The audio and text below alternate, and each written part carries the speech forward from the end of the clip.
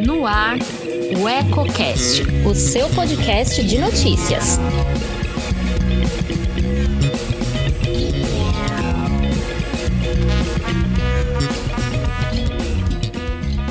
Olá, eu sou Elton Laude. Começa agora mais um podcast Politicando, que toda semana traz alguns pontos e contrapontos da política em Lençóis Paulista e região. Quer saber o que está dando o que falar nos bastidores? Fique comigo!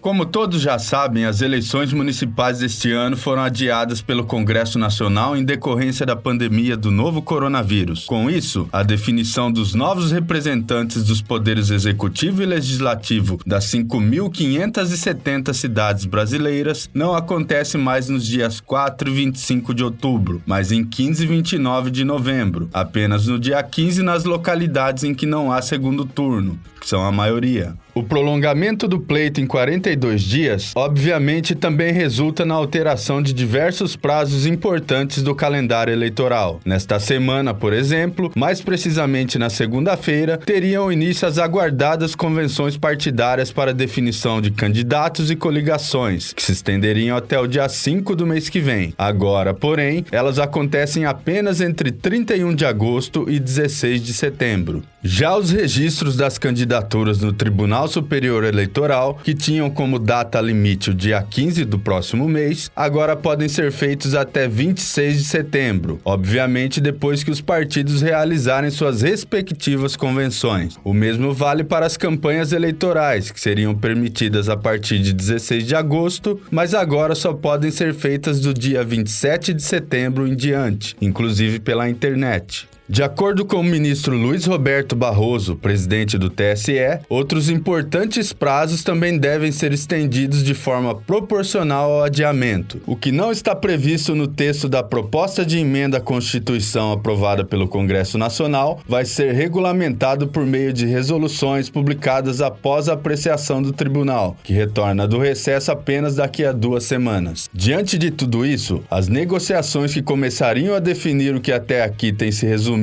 ao campo das expectativas e especulações, seguem bem tímidas, pelo menos no que diz respeito ao caráter oficial da questão. Por outro lado, as movimentações estão intensas nos bastidores, mesmo que neste ano os postulantes aos cargos majoritários estejam adotando uma postura mais cautelosa por conta da pandemia. Com a pior crise sanitária das últimas décadas em curso e certamente uma das mais graves crises econômicas da história forçando a porta para entrar, quase ninguém se arrisca a se apresentar como pré-candidato ao que quer que seja. Neste momento, político de verdade sabe que não é conveniente colocar na vitrine os interesses pessoais, mesmo aqueles travestidos de boas intenções, que são muito comuns a cada 4 anos. Contudo, para quem se dá ao trabalho de analisar minimamente o cenário atual, não é difícil perceber que muitos já estão há tempos em campanha. Cada um, ao seu modo, trabalha para tentar deixar seu nome em evidência, fazendo de tudo para aparecer, porém sem parecer estar fazendo isso de forma explícita. O tabuleiro do jogo político está montado e as peças, pouco a pouco, vão se encaixando em seu devido lugar.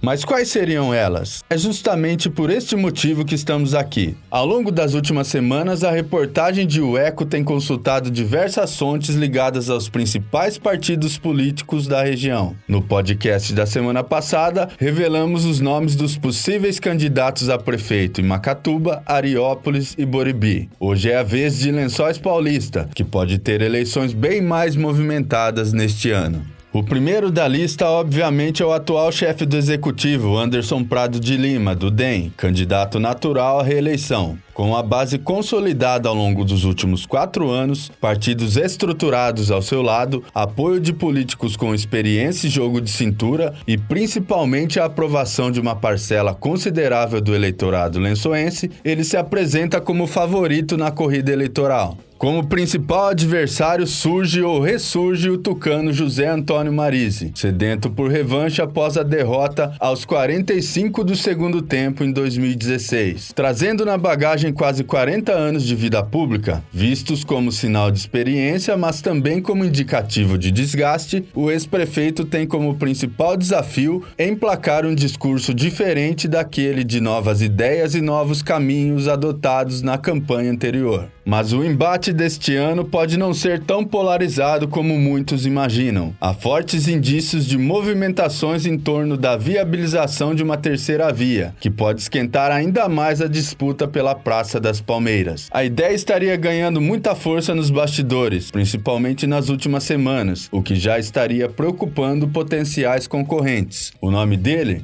Manuel dos Santos Silva. Exercendo seu 5º mandato consecutivo como vereador, Manezinho, que em abril, depois de 20 anos de PSDB, migrou para o PSL, chega com potencial para assumir papel de protagonista nessas eleições. Sem experiência no executivo, como Prado e Marise, mas transitando como ninguém entre os mais variados nichos da sociedade local, ele pode ser uma verdadeira pedra no sapato de seus dois oponentes.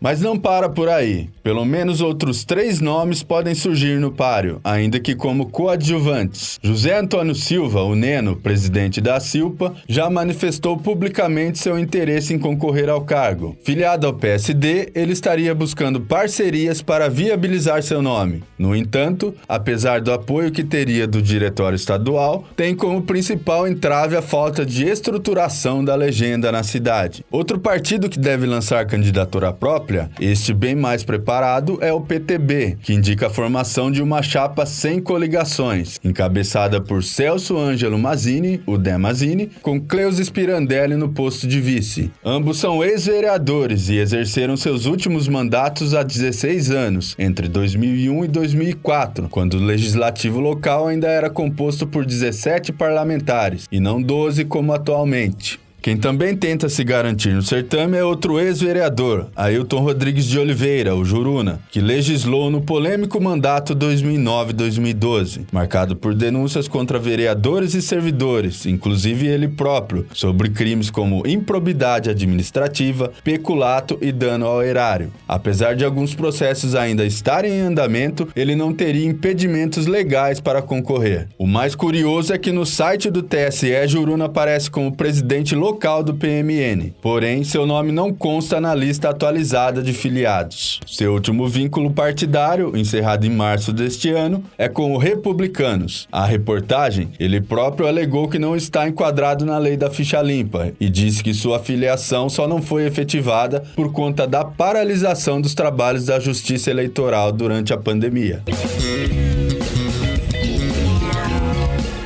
Tem muito mais para ser discutido sobre cada um dos possíveis candidatos a prefeito e a vice em Lençóis Paulista, mas este é assunto para o próximo podcast. Por hoje eu fico por aqui. Nos encontramos novamente na semana que vem. Antes de sair, deixe seu like, comente o que achou e compartilhe com os amigos. Ainda não é inscrito em nosso canal? Clique aqui embaixo e não esqueça de ativar as notificações para ser informado sobre os novos conteúdos. Tem coisa nova todo dia. Um abraço!